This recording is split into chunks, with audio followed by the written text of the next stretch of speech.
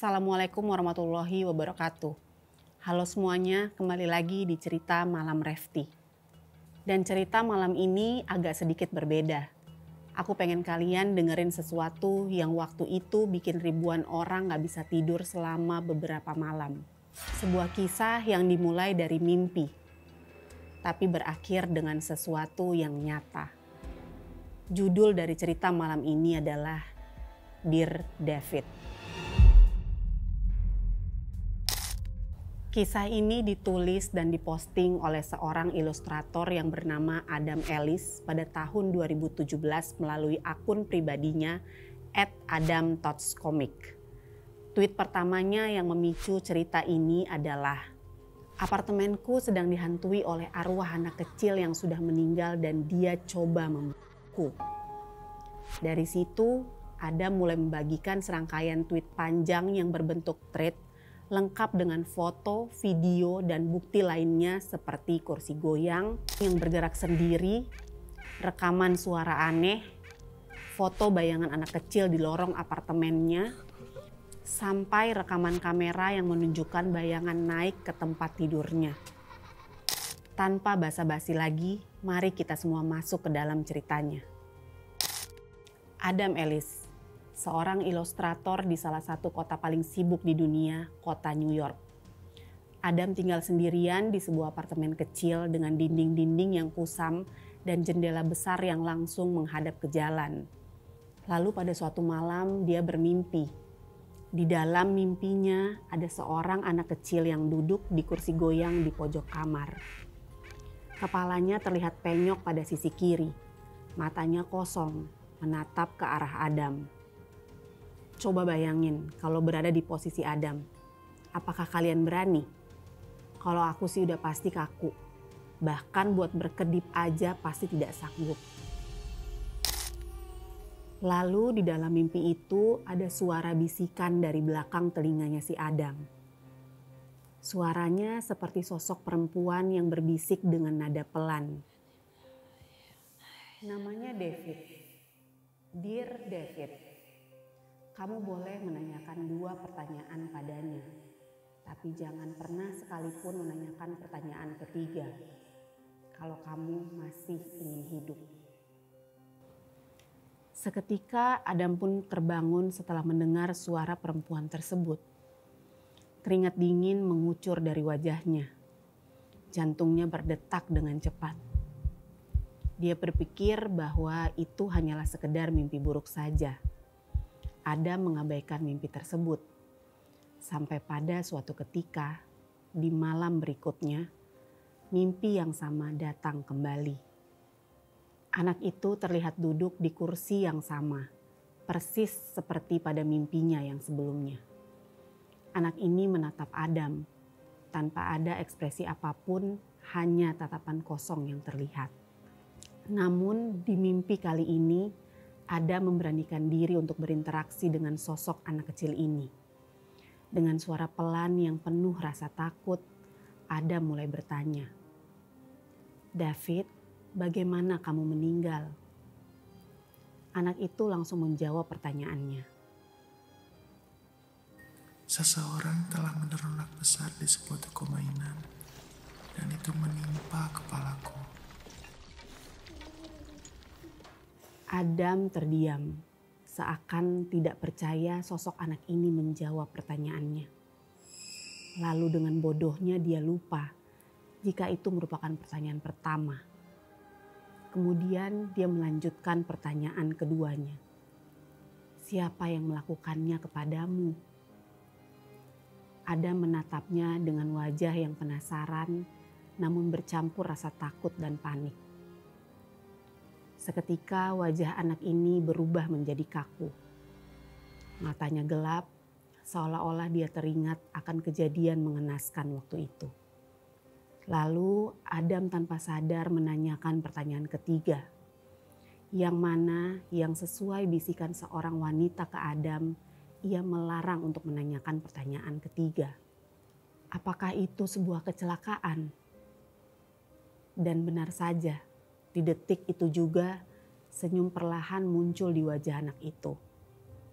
Senyumnya dingin, kaku, dan terlihat mengerikan. Lalu tiba-tiba semuanya gelap. Adam terbangun dengan napas tersengal. Dan di pojokan kamar, kursi goyangnya bergerak sendiri.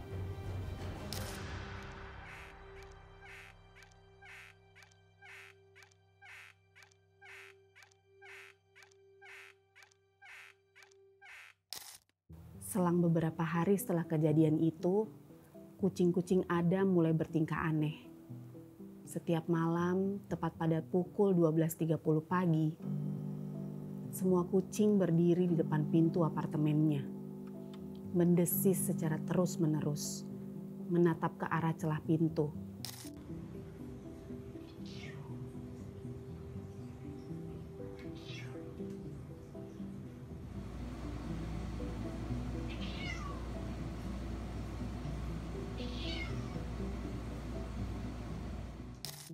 Seolah-olah ada sesuatu yang berdiri di baliknya.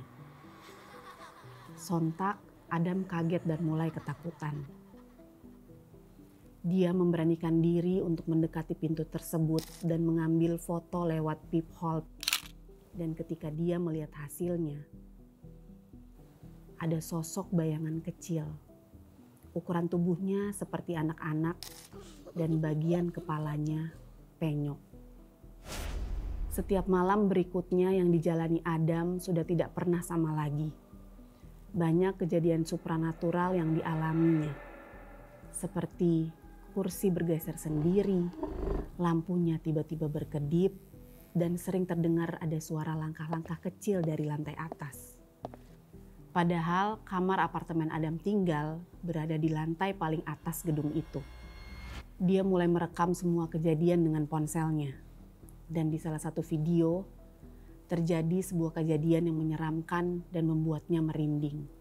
Ada sebuah kursi goyang di kamarnya, bergerak secara perlahan. Seperti ada seseorang yang lagi duduk, lalu tiba-tiba berdiri lagi. Selang beberapa hari kemudian, Adam meninggalkan apartemennya dan pergi keluar kota. Dan ketika dia pulang ke apartemennya, semua tanamannya mati dan kering. Dan di kaca jendelanya ada bekas tangan anak kecil dari dalam. Jejak jari mungil terpampang jelas di permukaan kaca jendelanya. Serangkaian kejadian mengerikan ini membuat Adam memutuskan untuk pindah dari apartemen ini. Ia merasa sudah tidak nyaman dan ketakutan. Namun dia pikir semua ini akan selesai hanya dengan pindah tempat tinggal saja. Dan ternyata tidak. Di tempat tinggalnya yang baru, tetap terjadi hal yang sama seperti sebelumnya.